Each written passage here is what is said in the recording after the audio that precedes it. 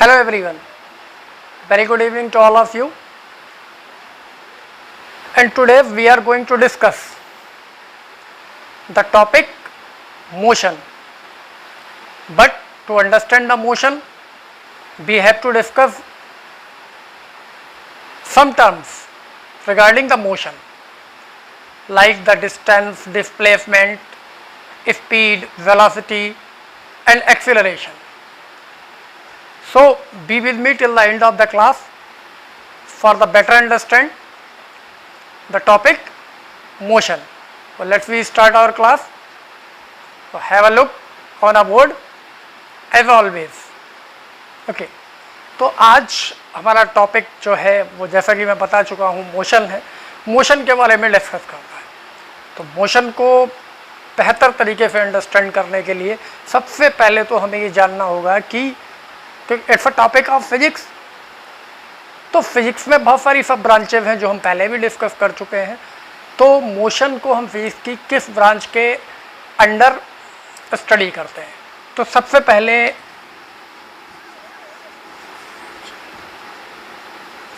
You already know that the mechanics is the branch of physics. ये मैं पहले ही आपको क्लियर कर चुका हूँ। इस मैकेनिक्स में भी इसकी भी एक सब ब्रांच, दो सब ब्रांचेज में हम इसको अगर डिवाइड करें तो इनमें से एक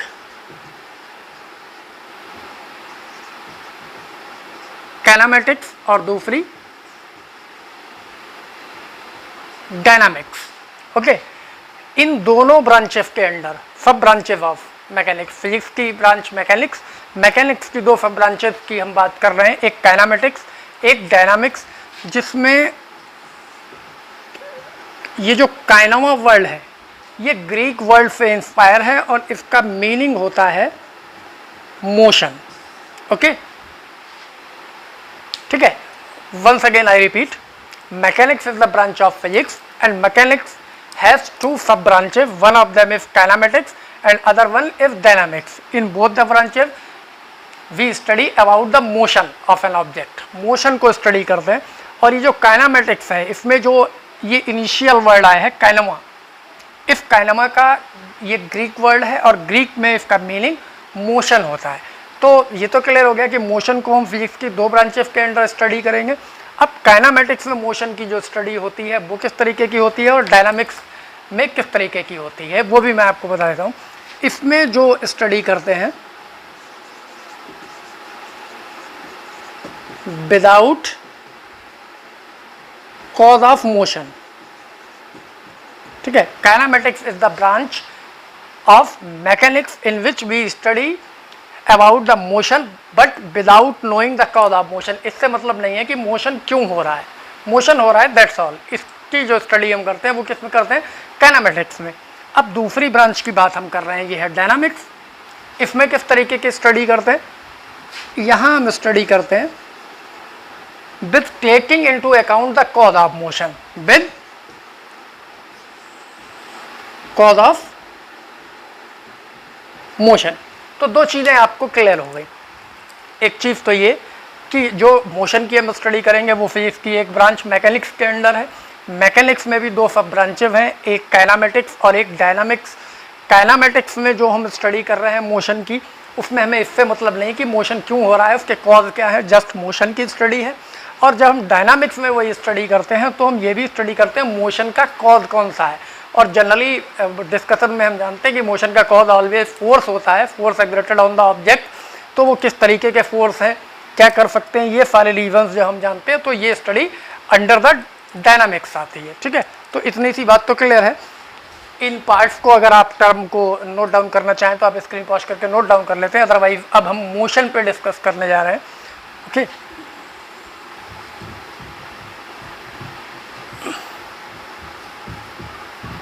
अब मोशन की बात करने से पहले मैं यहाँ बोर्ड पर फोकस होइए।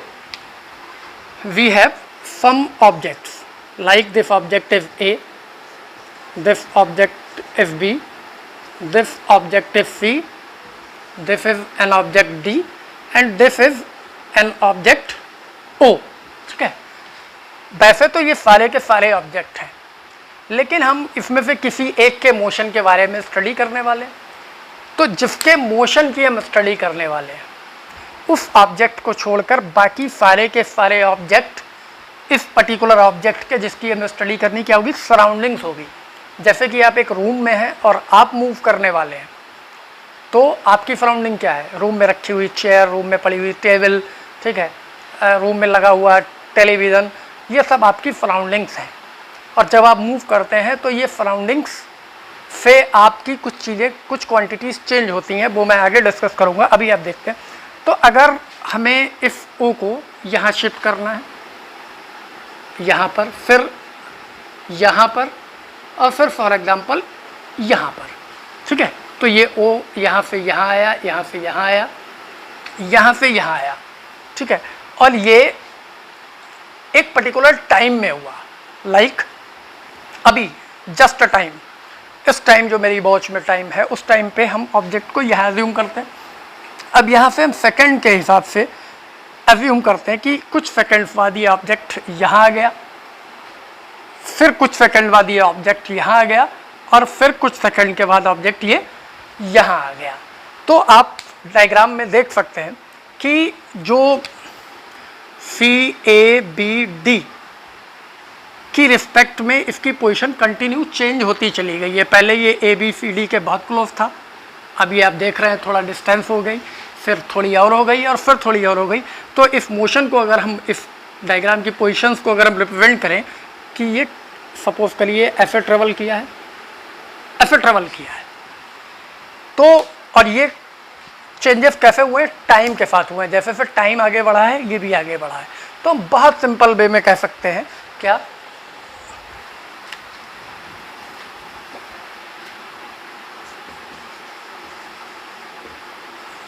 The change in position of an object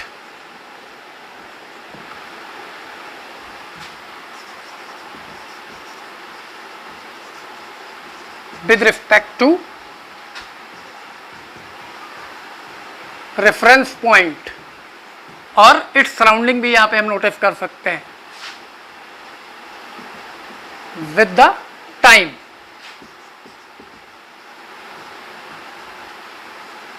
is called motion। Okay, तो जब किसी भी ऑब्जेक्ट की पोजीशन उसकी सराउंडिंग की रिस्पेक्ट में या किसी रेफरेंस पॉइंट, किसी पर्टिकुलर पॉइंट की रिस्पेक्ट में टाइम के साथ चेंज होती है तो हम क्या कहते हैं कि ऑब्जेक्ट मोशन में है, ऑब्जेक्ट मूव कर रहा है, ऑब्जेक्ट चल रहा है। जैसे आपने देखा कि मैंने एक ऑब्जेक्ट ओ लिया और बाकी ABCD लिए, इन चार ऑब्जेक्ट की रिस्पेक्ट में पहले ए से ये यहाँ पर क्लोज था, फिर ये धीरे धीरे इसकी डिस्टेंस बदलती चली गई CABD के साथ में, ये चेंजेस आते गए, और ये कब हुए, टाइम के साथ। जैसे फिर टाइम बढ़ता गया, हमने जहाँ पे मेजर किए चेंजेस आते गए। तो now we can say this object O is in motion, ठीक है। और अगर हम इसको कोई रेफरेंस पॉइंट के टर्म में रिप्रेजेंट करते हैं, रेफरेंस पॉइंट फॉर एग्जांपल हम A को ले लेते हैं, ठीक है, A से, तो यहाँ पर एक लाइन हमने ड्रॉ कर दी, एक लाइन मैं ऐसे ड्रॉ कर देता हूँ, ठीक है, और यहाँ पर एक पॉइंट और बना देता हूँ O, ठीक है।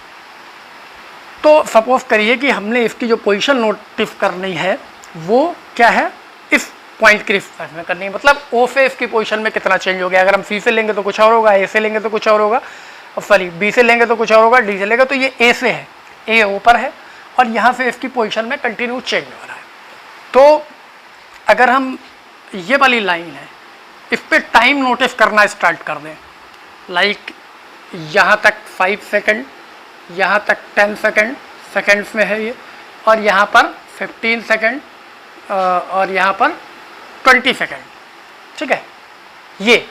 तो अब हम देखेंगे कि अगर हम एक इस इनिशियल पॉइंट और इस वाले पॉइंट को मिलाते हैं, ये दो पॉइंट हमने मिला दिए, तो पहले तो मोशन की डेफिनेशन पे डिस्कस कर लेते हैं। The change in position of an object with respect to a reference point और with respect to its surrounding with the time is called motion. जब टाइम के साथ किसी ऑब्जेक्ट की पोजीशन उसकी सराउंडिंग में चेंज होती है तो हम कहते हैं ऑब्जेक्ट इज इन मोशन। पहली चीज़ तो ये।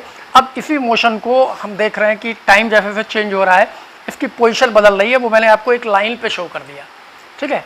अब आप देख सकते हैं कि अगर हम मेजरमेंट लें किसका, ये यहाँ से यहाँ तक ये जो पाथ था, जो पाथ इसने फॉलो किया था ऑब्जेक्ट ने जाने के लिए, एक तो वो, और ये पोजीशन और ये पोजीशन, इन दोनों के बीच एक स्ट्रेट लाइन ड्रॉ कर देते हैं। ठीक है, ध्यान रखिएगा। तो ये जो पाथ है, इसकी लेंथ को अगर हम मेजर करें तो ये होगी पाथ लेंथ, और इसी पाथ लेंथ को, एक्चुअल पाथ लेंथ को हम क्या कहेंगे, distance covered by the object. ये क्या है, ऑब्जेक्ट ने जो डिस्टेंस कवर्ड की, कहाँ से, अगर हम इनको पोजीशंस ले लें P और ये है Q पोजीशन, P से Q तक जाने में। ठीक है, ये डिस्टेंस है कहाँ से कहाँ तक, P से Q तक जाने में। ओके, अब शायद आप पढ़ चुके होंगे, बट मैं यहाँ मोशन के साथ डिस्कस कर रहा हूँ डिस्टेंस और डिस्प्लेसमेंट के बारे में। अब अगर आप यहाँ से यहाँ तक इस लाइन को मेजर करते हैं तो ये भी एक डिस्टेंस होगी। ठीक है, और इस पी क्यू को मैं ऐसे रिप्रेजेंट कर रहा हूँ, जहाँ पे पाथ है तो वो कर्व बना दे रहा हूँ P to Q, और जहाँ पे ये स्ट्रेट लाइन है तो मैं इसको जब हम मेजर करेंगे ये, ठीक है, मैं तो ये क्या होगा,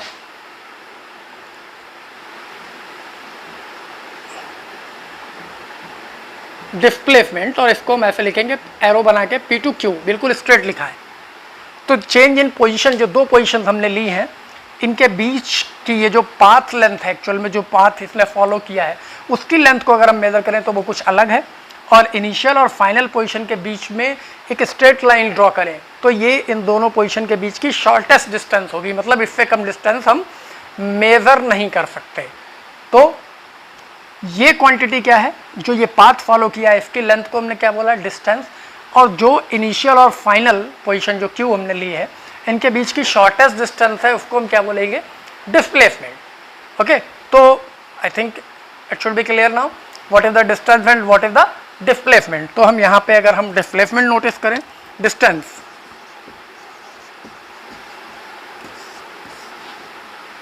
तो क्या होगी, the path length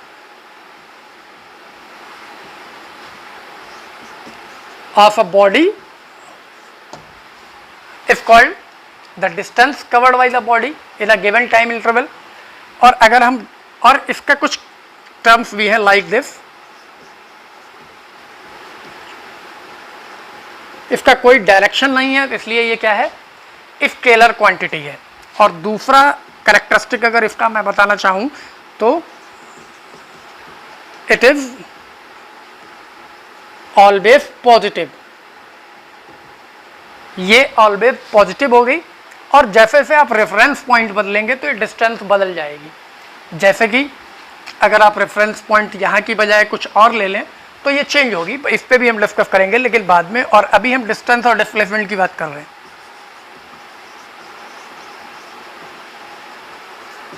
displacement, okay, this is the second term. जब हम डिस्प्लेसमेंट की बात कर रहे हैं तो देखने में तो आपको दिखाई दे रहा है, जो डेफिनेशन आप आज तक पढ़ते आए हैं, the shortest distance between the initial and final position of an object is called displacement. But this is not a proper और the right definition, this is a wrong definition.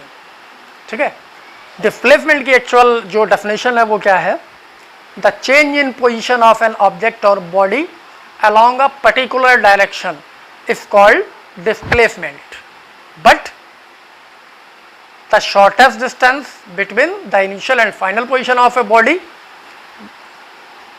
is the measure of the displacement। ये measurement है, means उसका magnitude है। Displacement is a vector quantity, मैं आपको बता दे रहा हूँ, और वेक्टर क्वांटिटी तब तक कंप्लीट नहीं होती जब तक कि उसका डायरेक्शन ना हो। तो अगर आप सिर्फ इतना लिखते हैं the shortest distance between the initial and final position of an object is called displacement, तो it is a wrong definition because इसमें डायरेक्शन की बात नहीं हुई है। लेकिन जब आप लिखते हैं the change in position of an object in a certain और particular direction, then it is said to be displacement. तो मैं यहाँ नोटिस करता हूँ the change in position of a body in a certain direction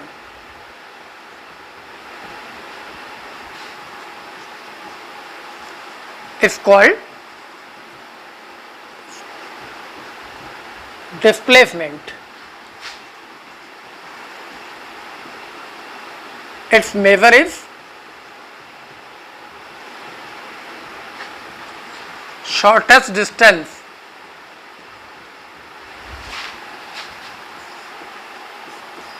between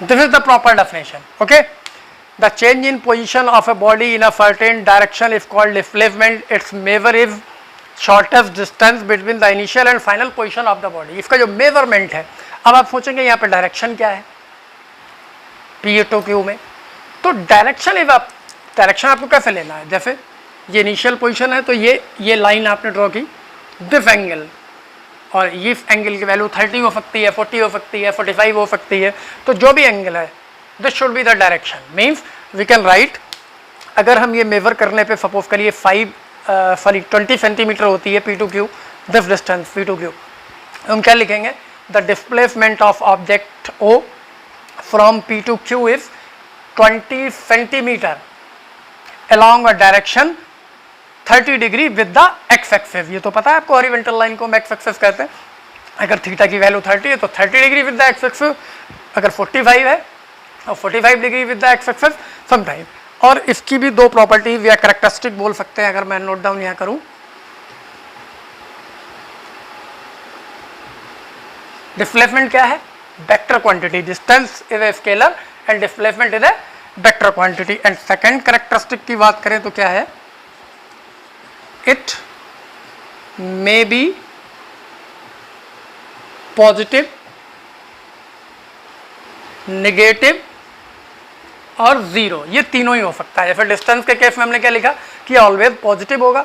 displacement क्या हो सकता है, पॉजिटिव भी हो सकता है, नेगेटिव भी हो सकता है और जीरो भी हो सकता है. I think you already know about the sign convention of access.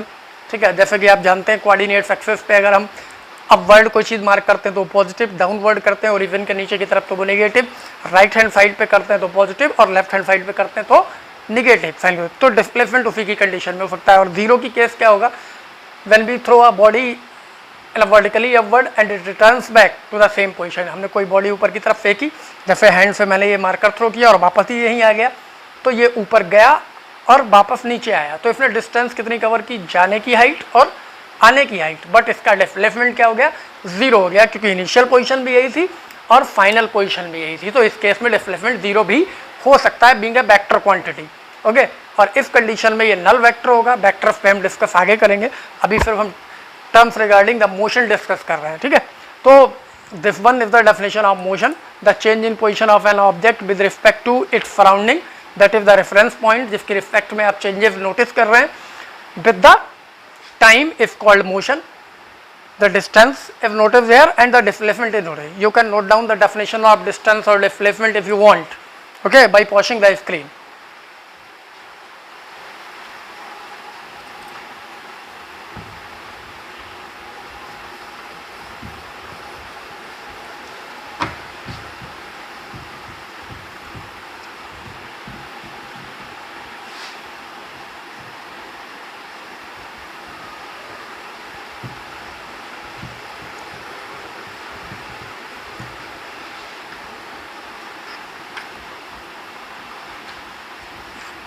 अब हमें डिस्टेंस पता है, डिस्प्लेसमेंट पता है, मोशन के बारे में पता हो गया. और रेस्ट पोजीशन क्या होती है, रेस्ट पोजीशन. ठीक है, रेस्ट पोजीशन क्या होती है, when there is no change in the position of an object with respect to its surrounding the object is said to be at rest. मतलब अगर ऑब्जेक्ट की पोजीशन टाइम के साथ चेंज नहीं हो रही तो वो रेस्ट में है. जैसे अभी मैं यहाँ पर खड़ा हूँ और अभी का अगर मैं टाइम वॉच कर रहा हूँ, मेरी रिस्पेक्ट में ये वर्ड रेस्ट में है. अगर मैं 10 सेकंड बाद में देखूंगा तो भी ये यहीं पे और मैं भी यहीं पे खड़ा हूँ, तो मेरी रिस्पेक्ट में ये तब भी रेस्ट में है. और 20 सेकंड बाद देखूंगा तो भी ये रेस्ट में है. तो इसकी सराउंडिंग अगर मैं हूँ तो मेरी रिस्पेक्ट में इसकी पोजीशन चेंज ही नहीं हो रही है, that's why it is said to be at rest. और अगर ये मूव करना स्टार्ट कर दे, मतलब अपनी पोजीशन चेंज करना स्टार्ट कर दे, तो it is in motion. Very simple. लेकिन मोशन भी पर्टिकुलर कंडीशन वाइज डिफाइंड होता है, उसके लिए हमें चाहिए होते हैं frame of reference. Although this is not the part of 11th standard syllabus for the session 2020 and 21, board deleted it from this particular session, but it is very useful to understand the physics और the concept of physics. तो यहाँ पे frame of reference भी होते हैं। तो अगर मैं बात करूँ कि यही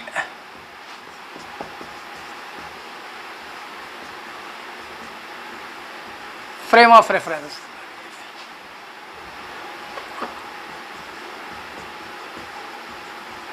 ठीक है, तो इसमें भी फ्रेम ऑफ रेफरेंस भी 3 कंडीशंस में है। कार्टेशियन सिस्टम होता है ये, तो कार्टेशियन सिस्टम और स्फेरिकल पोलर कोऑर्डिनेट सिस्टम और सिलेंड्रिकल कोऑर्डिनेट सिस्टम 3 में होता है, लेकिन हम सिर्फ कार्टेशियन की बात करते हैं। तो इसमें 2 फ्रेम होते हैं। फ्रेम ऑफ रेफरेंस, फ्रेम का मतलब जैसे मैंने यहाँ पर ये XYZ प्लेन बनाया है, XYZ ये इसका ओरिजिन है।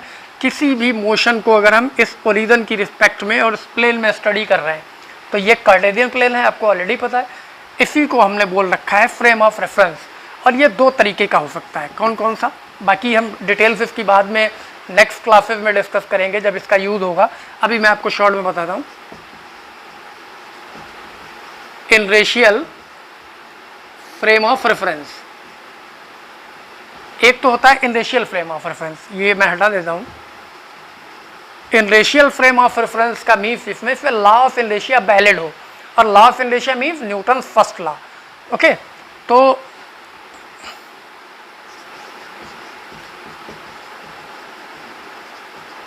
Law of इनरेशिया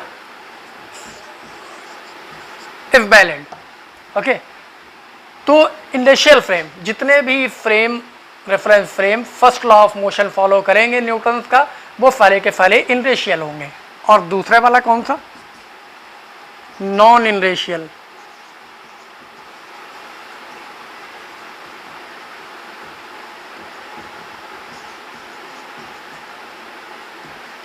non inertial frame of reference. Non inertial कौन से, जो न्यूटन्स लॉ जिसमें वैलिड नहीं होंगे। Law of inertia is not valid, जिसमें, और इन्हीं को दूसरे वर्ड में हम कहेंगे accelerated frames.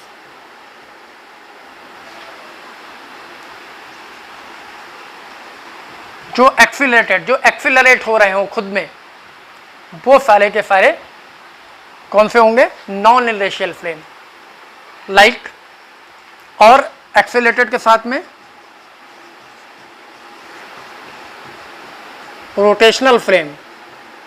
Rotational frame like, अगर हम एग्जांपल में लिखें अर्थ हमें पता है अपनी एक्सेस के अबाउट रोटेट करती, तो ये एक रोटेशनल फ्रेम होगा अर्थ के इफेक्ट। वैसे तो अगर हम देखें तो रेस्ट पोजीशन एक्चुअल में कुछ होती ही नहीं है, ठीक है। जैसे अर्थ पे ये सारे ऑब्जेक्ट हैं, अभी मैं खड़ा हुआ हूँ तो मेरी पोजीशन में ये बोर्ड रिस्पेक्ट में, मेरी रिस्पेक्ट में ये बोर्ड क्या है, रेस्ट में है। बोर्ड की रिस्पेक्ट में मैं रेस्ट में हूँ, but actually we both, me and this board is in motion. अब भी हम मोशन में हैं, लेकिन रेफरेंस पॉइंट बदलना पड़ेगा। रेफरेंस पॉइंट कर लेना पड़ेगा, मैं अर्थ पे खड़ा हूँ, ये बोर्ड भी अर्थ पे है, ठीक है। और we already know that the earth is revolving around the sun and also about its own axis. अपनी एक्सेस के अराउंड भी रिवॉल्व कर रही है और सन के अराउंड भी रिवॉल्व कर रही है। तो अगर कोई पर्टिकुलर, मुझ में से, तुम में से कोई पर्टिकुलर पर्सन इस प्रेजेंट टाइम पे मून पे हो, सन पे हो, किसी और प्लैनेट पे हो, मरकरी पे हो, जुपिटर पे हो, प्लूटो पे हो, मार्स पे हो, वो अगर हमें ऑब्जर्व करे, हमें देखे, तो हम उसको मूव करते हुए नजर आएंगे, क्योंकि वो उसकी पोजीशन में हम मूव कर रहे हैं। अगर सन पे कोई है तो सन के अराउंड अर्थ रोटेट कर रही है, तो मैं यहाँ खड़ा जरूर हूँ, लेकिन सन के अराउंड मैं रोटेट कर रहा हूँ, means I am in motion. तो रेस्ट पोजीशन जनरली नहीं होती है, बट अंडरस्टैंड करने के लिए हम फ्रेम ऑफ रेफरेंस की स्टडी करते हैं। तो these are 2 type of frame of reference. There is only introduction of frame of reference, जिनमें न्यूटन फर्स्ट लॉ वैलिड हो जाते हैं, वो सारे के सारे, मतलब जो एक्सेलरेटेड नहीं होते हैं, हम ये कह सकते हैं, जो फ्रेम रेस्ट में है या फिर जो यूनिफॉर्म वेलोसिटी से, कांस्टेंट स्पीड से मूव कर रहा है, वो सारे के सारे इनरेशियल फ्रेम ऑफ रेफरेंस हैं। और जो एक्सेलरेटेड हैं या रोटेशनल हैं, या तो जो एक्सेलरेट हो रहे हैं, जैसे a moving train, a moving बस विद नॉन यूनिफॉर्म वेलोसिटी, ठीक है, या विद द एक्सेलरेशन, वो क्या होगी, सिर्फ नॉन इनरेशियल फ्रेम होगी। और रेस्ट पोजीशन की बात ये रही कि अगर हम सपोज करें कि एक ऑब्जेक्ट ये कोई v है और ये दूसरा ऑब्जेक्ट a है और ये दोनों के दोनों किसी वेलोसिटी से मूव कर रहे हैं v और इसकी भी v है एक साथ पैरेलल, तो इसकी रिस्पेक्ट में ये रेस्ट में है, इसकी रिस्पेक्ट में ये रेस्ट में है, while they both are in motion, दोनों चल रहे हैं लेकिन फिर भी दोनों एक दूसरे की रिस्पेक्ट में रेस्ट में है। ठीक है, तो रेस्ट पोजीशन हम कंडीशनल डिफाइन करते हैं, कौन किसकी रिस्पेक्ट में है। ठीक है, मोशन को भी ऐसे डिफाइन करते हैं। तो नाउ, तो ये तो बात हुई फ्रेम ऑफ रेफरेंस की।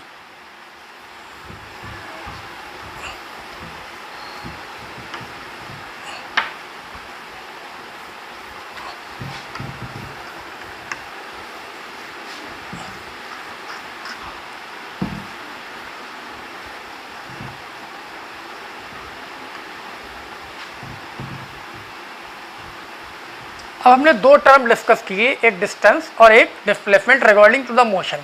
अब हम इनको आगे कंटिन्यू करते हैं। अगर हम यहाँ पर दो लाइंस ड्रॉ करते हैं, both are perpendicular to each other, और थर्ड लाइन ड्रॉ करते हैं, ओके, सो वन, इसको एक्स एक्सेस, इसको वाई, इसको z, you already know that this is the origin of axes, इसको हम लेते हैं। तो अगर हम यहाँ पे कोई मोशन शो करें, ठीक है, कोई मोशन, कोई भी मोशन शो करें और इसमें हम दो ही डायमेंशंस ले रहे हैं, ठीक है, एक्स और वाई, और इसके पैरेलल एक लाइन और ड्रॉ कर लेते हैं इसी के पैरेलल। एक्चुअल में ये एक ही लाइन है, मैं आपको शो करने के लिए अलग दिखा रहा हूँ, ओरिजिन को मिड में रखता हूँ, ये दोनों का ओरिजिन है और ये भी वही वाई एक्सेस ही है। ठीक है, इस पे हम टाइम को मेजर करना स्टार्ट करते हैं, 5 second, 10 second, 20 second, sorry 15 second, 20 second, इस तरीके से। और यहाँ हम देख लेते हैं motion,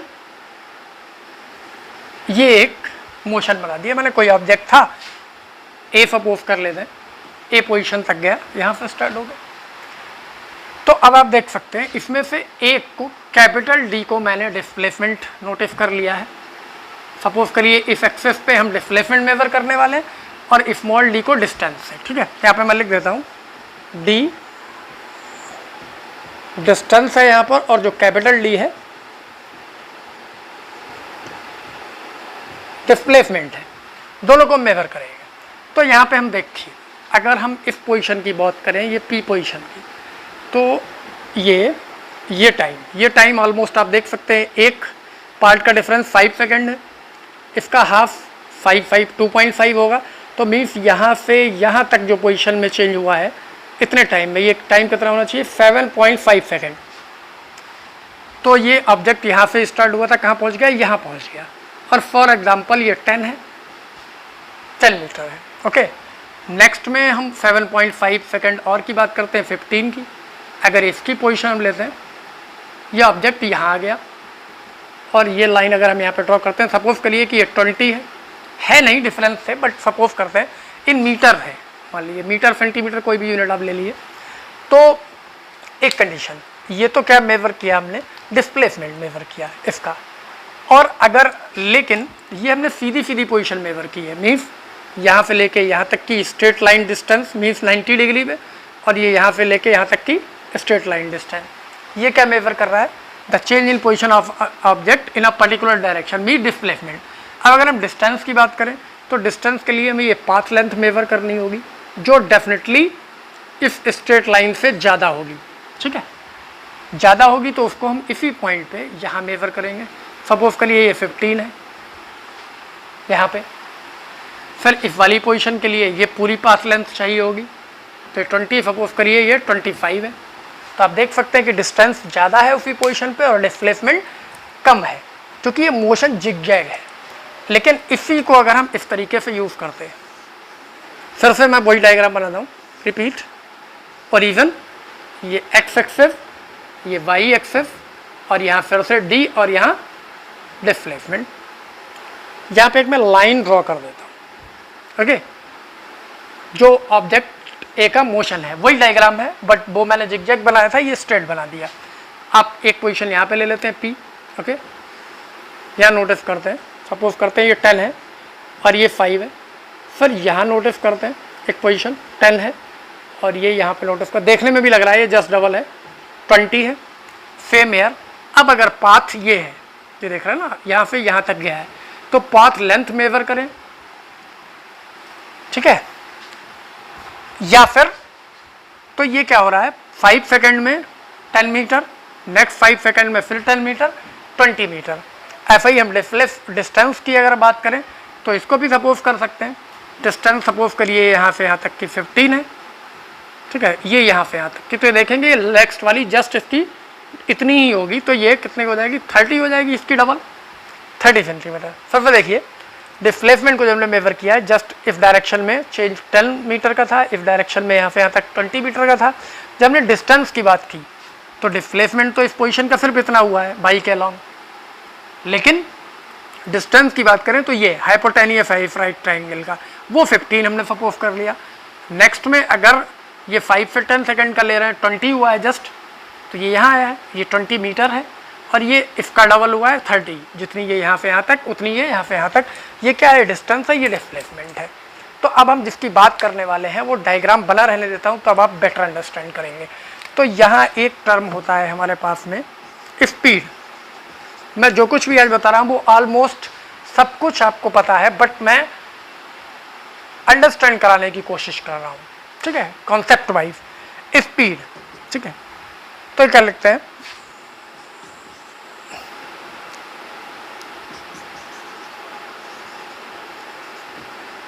the distance per unit time, the distance travel by a body पर unit time is called speed. तो अगर हम यहाँ की बात करें तो यहाँ आप देख सकते हैं 15 मीटर था और कितने 7.5 सेकंड में कवर किया। तो अगर हम डिस्टेंस और टाइम को डिवाइड करें तो 15 upon 7.5, this is just 7.5 sorry, this is just 2 metre per second इस सिचुएशन में। और अगर हम इस सिचुएशन की बात करें तो इस सिचुएशन में मैं यहाँ पे लिख देता हूँ, ये एक्चुअली स्पीड है, ओके। और यहाँ की अगर हम बात करें तो यहाँ 5 सेकंड में आप देख सकते हैं 10 मीटर डिस्प्लेसमेंट है, बट डिस्टेंस कितनी 15, तो 15 divided by 5, this is 3 metre per second, okay. तो 1 सेकंड में जितनी भी डिस्टेंस कवर करेगी वो क्या होगी, उसकी स्पीड। अब वेलोसिटी, अगर हम वेलोसिटी की बात करें तो क्या होगा, एक वर्ड का चेंज होगा, the displacement per unit time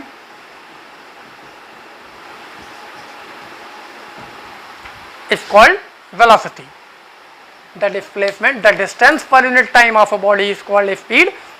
The displacement per unit time of a body is called velocity. तो अगर हम यहाँ velocity की बात करें तो ये तो स्पीड थी,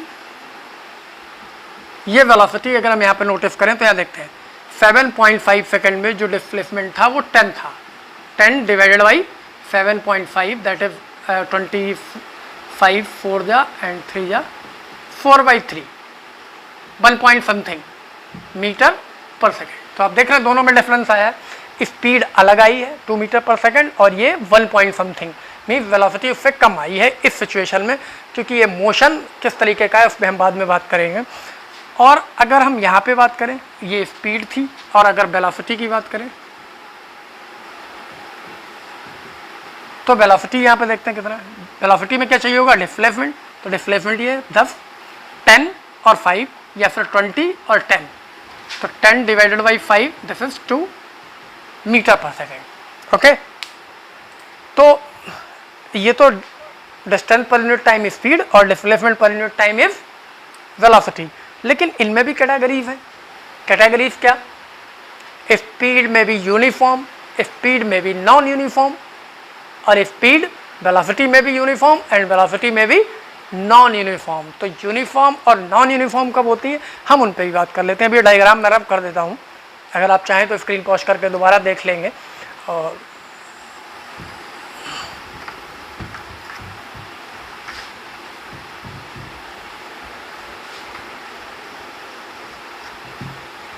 ये डेफिनेशंस भी मैं हटा देता हूँ।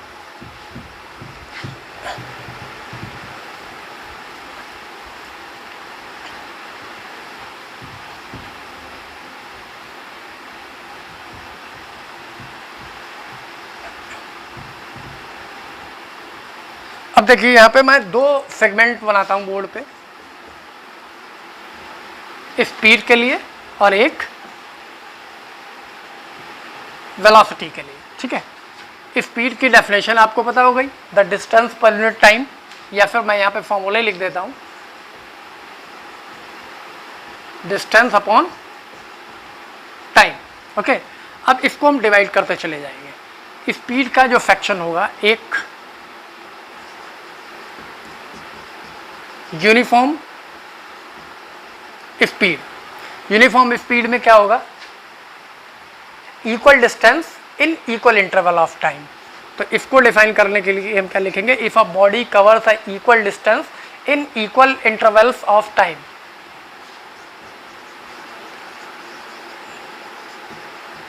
Equal distance in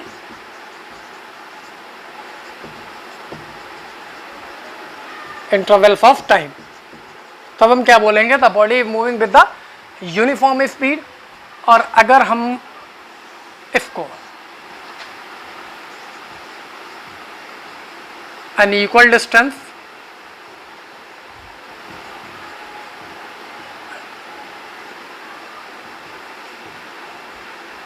intervals of time, ठीक है।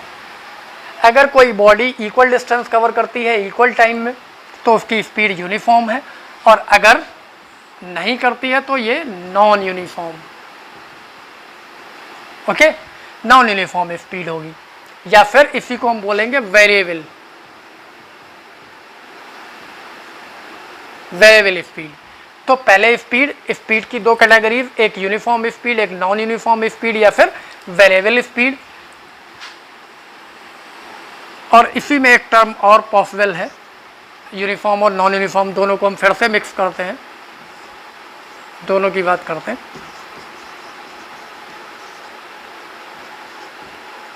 एवरेज स्पीड की अगर हम बात करें तो एवरेज स्पीड कब होगी, जब नॉन यूनिफॉर्म में एवरेज ज़रूरत पड़ेगी हमें।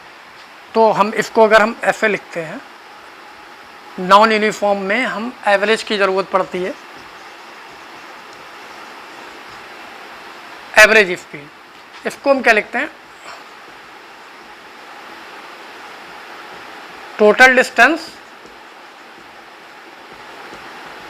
Total time, total distance upon total time. For example हम यहाँ पे एक लाइन अगर हम ड्रॉ करता हूँ तो देखते हैं, और देखते हैं, सपोज करते हैं ये पहले 5 सेकंड है और यहाँ ऑब्जेक्ट यहाँ से यहाँ तक ट्रेवल करता है 10 मीटर, फिर नेक्स्ट फिर 10 सेकंड लेते हैं, फिर नेक्स्ट 5 सेकंड में फिर 10 मीटर ट्रेवल करता है, और फिर नेक्स्ट 5 सेकंड और लेते हैं 15 सेकंड, और यहाँ फिर 10 मीटर। तो आपने देखा पहले 5 सेकंड में 10 मीटर ट्रेवल हुआ, दूसरे 5 सेकंड में 5 to 10 में 10 हुआ। तो ये किस तरीके की स्पीड है, यूनिफॉर्म। और अगर हम इसी को ऐसे नोटिस करते, यहाँ 5 पहले में 10, फिर अगेन 10, यहाँ पे 15 होती, और यहाँ पर फिर 10 to 15 सेकंड अगर हम ले रहे हैं तो सपोज करिए 20 मीटर होती, ओके। तो यहाँ देखिए ये यूनिफॉर्म है, पर सेकंड जब हम निकालेंगे तो 10/5, 10/10, 10/50 इस तरीके से करके यहाँ तक का टाइम 10/5, यहाँ तक इस डिस्टेंस 10 + 10 20/10, और यहाँ तक 30/15 हर बार 2 मीटर पर सेकंड आ जाएगी। तो ये यूनिफॉर्म स्पीड है, बट यहाँ वेरी हो रही है। पहले 5 सेकंड में 10 मीटर ट्रेवल किया है, दूसरे 5 सेकंड में 15 मीटर किया है, और तीसरे 5 सेकंड में 20 मीटर किया है। तो ये चेंजेस है।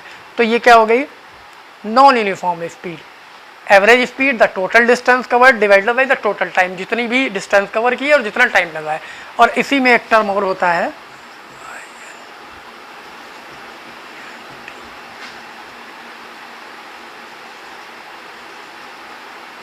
Instantaneous speed. इंस्टेंटेनियस स्पीड का मीन्स होता है the speed of a object at a particular point और at a particular time.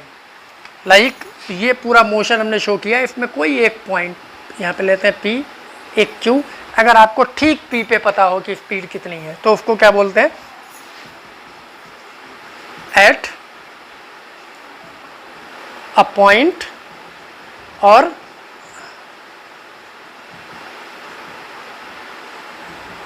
Particular second. या तो किसी पर्टिकुलर सेकंड पे हमें ऑब्जेक्ट की स्पीड पता हो, या फिर किसी पर्टिकुलर पॉइंट पे मोशन के, तो हम उसको क्या बोलेंगे, इंस्टेंटेनियस स्पीड। और ये मैं आपको बता देता हूँ, ये क्वेश्चंस नॉर्मली आ जाता है, ठीक है। विच डिवाइसेस मेजर इंस्टेंटेनियस स्पीड, तो स्पीडोमीटर ऑफ व्हीकल्स, जो आपकी बाइक में स्कूटी में स्पीडोमीटर लगा होता है, वो आपको ठीक उसी टाइम की स्पीड बताता है जिस टाइम आप देखते हैं, ठीक उसी पर्टिकुलर सेकंड की, या रास्ते के जिस पॉइंट पे जहाँ पर भी आप हैं वहाँ पर देखेंगे तो वो बताएगा, कुछ टाइम के बाद वो चेंज हो सकती है, ठीक है। तो ये इंस्टेंटेनियस स्पीड होती है। The speedometer of any vehicle measure the instantaneous speed, वो पर्टिकुलर टाइम की बताता है। सेम पोर्शंस वेलोसिटी में भी है, जैसे कि स्पीड में ये टर्म है, ऐसे ही वेलोसिटी हम अंडरस्टैंड कर सकते हैं इजीली। वेलोसिटी में भी सेम है, ये भी वैसे ही होती है, यूनिफॉर्म वेलोसिटी। तो आप समझ गए होंगे कि स्पीड और वेलोसिटी में सिर्फ डिस्टेंस और डिस्प्लेसमेंट एक वर्ड का डिफरेंस है। जहाँ पे हम स्पीड को डिफाइन करते हैं डिस्टेंस पर यूनिट टाइम लिखते हैं, और जब वेलोसिटी को डिफाइन करते हैं तो डिस्प्लेसमेंट अपॉन टाइम। इसमें भी सेम कैटेगरी है, यूनिफॉर्म वेलोसिटी, नॉन यूनिफॉर्म, और इसी को वेरिएबल वेलोसिटी बोल सकते हैं। और इसी के साथ में एवरेज वेलोसिटी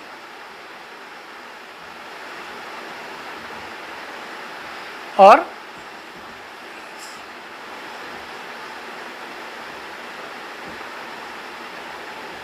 इंस्टेंटेनियस वेलोसिटी। एक एक बार में डिफाइन कर देता हूँ, बहुत इजी है, आप इजीली अंडरस्टैंड कर लेंगे। Velocity, the displacement per unit time of a body is called velocity. If the body covers equal displacements in equal intervals of time, then its velocity is said to be uniform velocity. If the body covers unequal displacements in equal intervals of time, then its velocity is said to be non-uniform or the variable velocity. Average velocity, the total displacement of a body divided by the total time taken, is called average velocity. The velocity of a body at a particular point of the motion and a particular second of the motion is called instantaneous velocity. तो same जो speed में आपको लिखना है वो सारी definition velocity में आ जाएंगी। और अगर आप चाहें तो इसको स्क्रीन पॉज करके नोट डाउन कर लेंगे।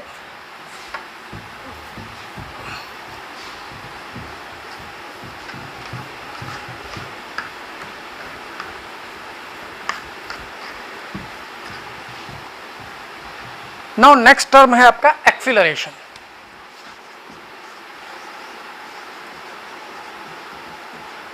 इसकी भी बहुत सिंपल सी डेफिनेशन है, the rate of change of velocity of a body is called acceleration.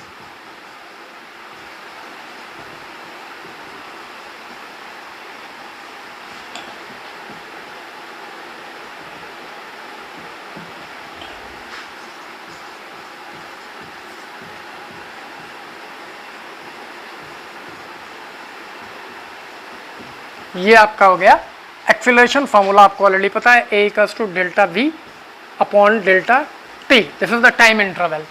You can write it, if the final velocity of a body is v and initial is u and the time taken in changing this velocity is t, then acceleration is final velocity minus initial velocity divided by the time with the unit meter per second square. You already know that term है। तो कितने term हमें motion को define करने के लिए require होते हैं, डिस्टेंस, डिस्प्लेसमेंट, स्पीड, ठीक है, velocity and acceleration. And we have three categories of speed and velocity, uniform, non uniform और वेरिएबल एंड द इंस्टेंटेनियस और एवरेज वेलोसिटी। ओके, तो अब बात फिर वापस आते हैं मोशन पर। ये तो टर्म्स रिगार्डिंग द मोशन थे, ठीक है।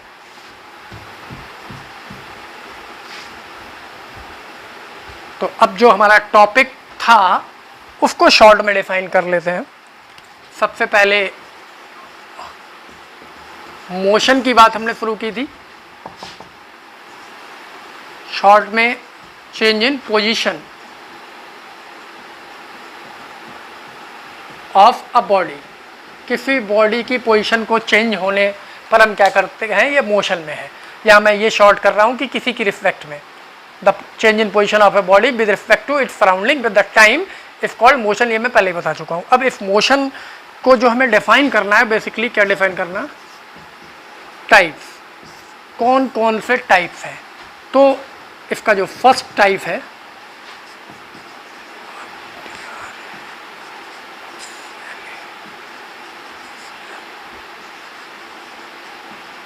ट्रांसलेटरी मोशन या ट्रांसलेशनल मोशन। ट्रांसलेटरी मोशन का मीन्स अगर कोई बॉडी यहाँ है और यहाँ से यहाँ शिफ्ट हो गई है अलोंग अ स्ट्रेट लाइन, पहले ए यहाँ था अब ये यहाँ आ गया, तो the motion in which all the particles of body covers a equal displacement और equal distance is called translatory motion. तो ये देख रहे हैं आप, एक जगह से दूसरी जगह पे चली गई, सिंपली ट्रांसलेटरी मोशन है, बहुत डिस्कस करने की ज़रूरत नहीं है। द सेकेंड वन की अगर हम बात करें, रोटेशनल मोशन। जब कोई बॉडी किसी एक्सेस के अबाउट रोटेट करती है तो उसको हम रोटेशनल मोशन बोलते हैं। लाइक जो फैन घर में है आपके, जब वो चलता है उसके विंग्स पे कोई पार्टिकल अगर हमने रख दिया है तो पार्टिकल उसकी एक्सेस के अबाउट रोटेट कर रहा है, तो motion of a body about an axis is called rotational motion. You can see here this, अगर मैं यहाँ पे ये एक्सेस बना देता हूँ वाई वाई डैश, इसके अबाउट एक ऑब्जेक्ट है जिसका मास m है, ये रिवॉल्व कर रहा है, ठीक है, like the motion of sun around the earth, ये क्या है, रोटेशनल मोशन है। और थर्ड की अगर हम बात करें तो वो कौन सा होता है,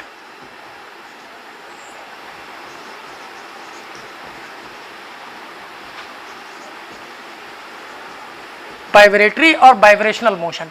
वाइब्रेशनल मोशन में क्या होता है,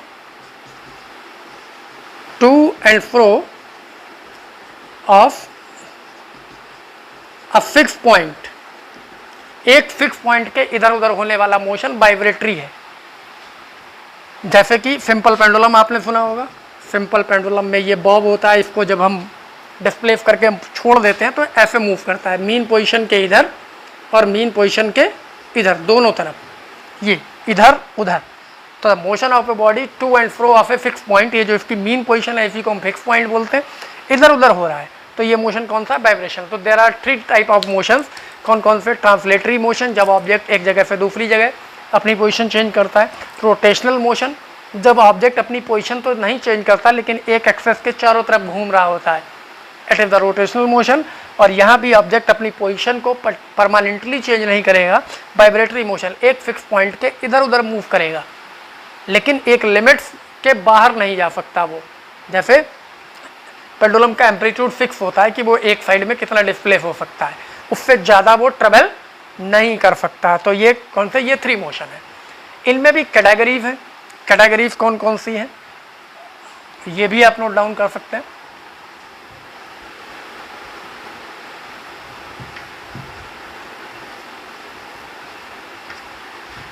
कैटेगरीज हैं, ये तो टाइप्स हो गई, टाइप्स में ही कुछ कैटेगरीज हैं वो मैं आपको दिखा देता हूँ। ए कैटेगरीज की अगर हम बात करें तो पहला होगा वन डायमेंशनल मोशन, ठीक है, डायमेंशंस के बारे में आप ऑलरेडी जानते हैं, हम डिस्कस भी कर चुके हैं। तो वन डायमेंशनल का मीन्स है रेक्टिलिनियर मोशन, एक ही डायरेक्शन में हो रहा हो, like along x axis, along y axis, along z axis. जैसे मैं यहाँ पे अगर डायग्राम बनाऊँ x y z Cartesian plane, ये एक्स है, ये वाई है, ये जेड है, कोई ऑब्जेक्ट इधर मूव करे, इधर मूव करे या इधर मूव करे, ये क्या है, रेक्टिलिनियर मोशन। अगर हम एग्जाम्पल की बात करें, ठीक है, a freely falling body toward the centre of earth have a one dimensional motion, जब आप ऊपर से किसी चीज़ को ड्रॉप कर देते हैं तो वो नीचे आएगी, ठीक है, एक ही डायमेंशन में, वर्टिकल डाउनवर्ड, तो क्या है, वन डायमेंशनल मोशन है। और अगर सिंपल एग्जांपल की बात करें, motion of an ant on a wire, किसी चींटी को कभी तार पे चलते हुए देखिए तो वो एक ही डायरेक्शन में मूव कर रही है along the length of wire, तो ये भी क्या है, वन डायमेंशनल मोशन। अब वी कैटेगरी की बात करते हैं, टू डायमेंशनल मोशन।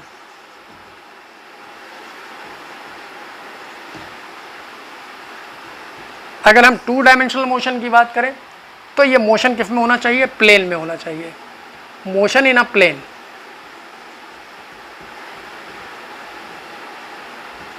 प्लेन का मतलब जिसमें एटलीस्ट दो डायमेंशन हो, x y, x z, y x, okay. So अगर हम, और इसमें दो तरीके के एग्जांपल्स हैं, अगर हम एग्जांपल की बात करें, एक सर्कुलर मोशन, आप देख सकते हैं अगर मैं यहाँ पे सर्किल बनाता हूँ और इसको मैं 2 डायमेंशन में डिवाइड कर सकता हूँ, हॉरिजॉन्टल और वर्टिकल, और कोई पॉइंट अगर यहाँ पर है तो इसके कोऑर्डिनेट एक्स वाई होंगे। इट मीन्स ये एक्स डायरेक्शन में भी मूव कर रहा है और वाई डायरेक्शन में भी मूव कर रहा है, तो मोशन क्या है, मोशन इन अ प्लेन है, और इसको हम क्या बोलेंगे, 2 डायमेंशनल मोशन। एक और इसका एग्जाम्पल है प्रोजेक्टाइल मोशन।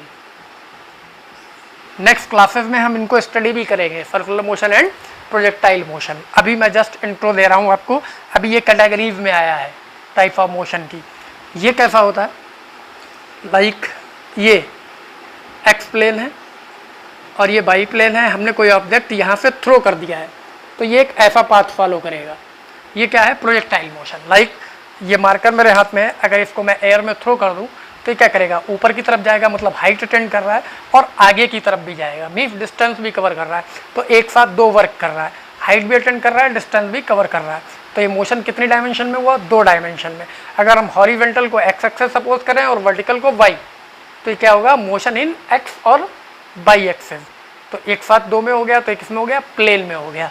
तो ये क्या है, 2 डायमेंशनल का। और third one c category is 3 dimensional. 3 dimensional motion. 3 dimensional में अगर हम एक्स वाई जेड तीनों एक्सेस ड्रॉ करते हैं, ठीक है, तो तीनों डायरेक्शन में एक साथ अगर कोई बॉडी मूव कर रही है तो उसका मोशन 3 डायमेंशनल होगा अकॉर्डिंग टू नेम। तो 3 डायमेंशनल मोशन किस तरीके का होगा, अगर हम इसका एग्जांपल लिखना चाहें, मोशन ऑफ फ्लाइंग काइट और वर्ड। किसी कोई वर्ड जब फ्लाई करता है, फ्लाइंग कंडीशन में होता है, या पतंग जब हम उड़ाते हैं काइट पूरा, तो उसका जो मोशन होता है वो 3 डायमेंशनल है, वो किसी भी डायरेक्शन में जा सकती है, along x, along y, along z पूरा। तो ये कैटेगरीज है। तो one thing I repeat one more time, the change in position of an object with respect to its surrounding with the time is called motion. ठीक है, motion is studies under the 2 sub branches of mechanics. These are kinematics and dynamics. The branch of physics mechanics in which we deal with the study of motion without taking into account the cause of motion is kinematics, and in which we dealing the motion of a body with taking into account the cause of motion is called dynamics. ये दो category है। Types of the motions are translatory motions, rotational motion and vibratory motions. Okay, and categories of the motions are 1 dimensional motion, 2 dimensional motion and 3 dimensional motion. And to represent the motion of a body, we have to know some terms. The terms are distance, displacement, speed, velocity and acceleration. So it was the short introduction of the motion in this particular class. So in the next classes we will discuss about some other interesting terms, or I have a information for the 11th class CBSE student of this particular session 2020 and 21.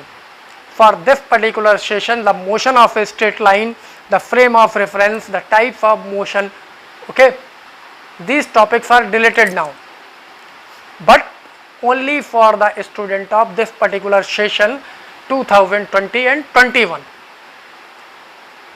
but they are useful for understanding the concept of physics. So you have to read them at least one time. Okay, so now goodbye, enjoy.